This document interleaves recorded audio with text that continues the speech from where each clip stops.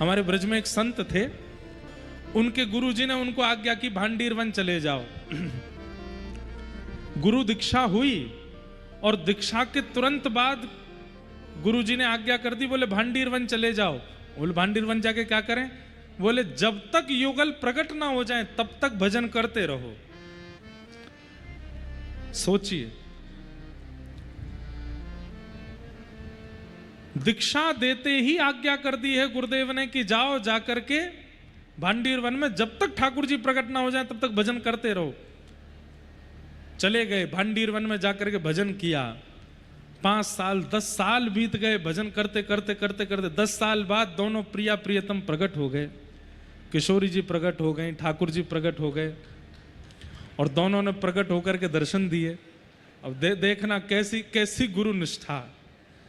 ठाकुर जी जैसे प्रकट हो गए तो प्रकट होते ही ठाकुर जी को प्रणाम किया, दंडवत किया। किशोरी जी ने दर्शन दिए, ठाकुर जी ने दर्शन दिए।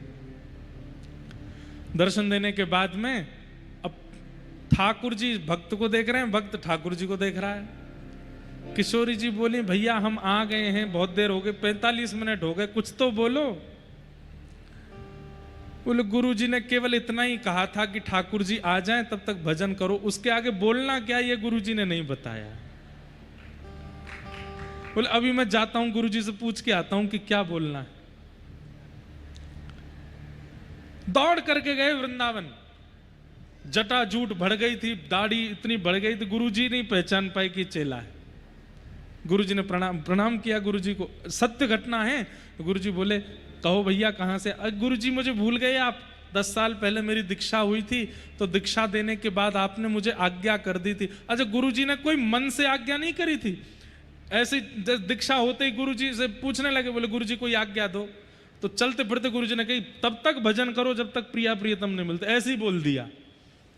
बोले आपने मुझे आज्ञा दी थी जब तक प्रिया प्रियतम नहीं मिले तब तक भजन करो। भांडीर वन में जाके मैंने खूब भजन किया, नाथ प्रिया प्रियतम मिल गए।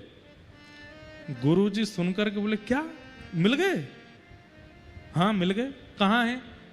कुटिया में बैठे हैं भांडीर वन में। बैठे हैं मतलब? बोले प्रकट होकर के बोले वरदान मांगो।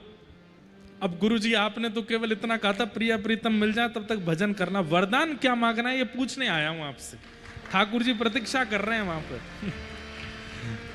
गुरु जी बोले सच में ठाकुर जी आए हैं? बोले हाँ। बोले मुझे दर्शन कराओ। चलो गुरु जी। गुरु जी जिसका नाम भी नहीं जानते वो चेला, भूल गए थे कौन चेला। बस आज्ञा का पालन गुरु जी ने, चेला ने किया। गुरु जी हाथ पकड़ करके साथ में गए तो क्या देखा, प्रिया प्रियतम दोनों कुटिया के भीतर युगल सरकार बैठे हैं, प्रतीक्षा कर रहे हैं कि आके हमसे वरदान मांगेगा। गुरु जी ने ठाकुर जी को प्रणाम किया, अपने शिष्य को हृदय से लगा लिया। बोले तेरी निष्ठा को प्रणाम, मेरी आज्ञा का ऐसा पालन। ठाकुर जी प्रकट हो गए। बोले गुरु जी वो तो ठीक है, अब यूं तो बताओ मांगू क्या? बहुत देर से बैठे। बोले बस एक ही चीज मांगो। बोले क्या? ये दोनों, हम दोनों से प्रसन्न रहें, बस यही मांगो और कुछ नहीं चाहिए। और एक शिष्य की वजह से गुरु जी को ठाकुर जी मिल गए।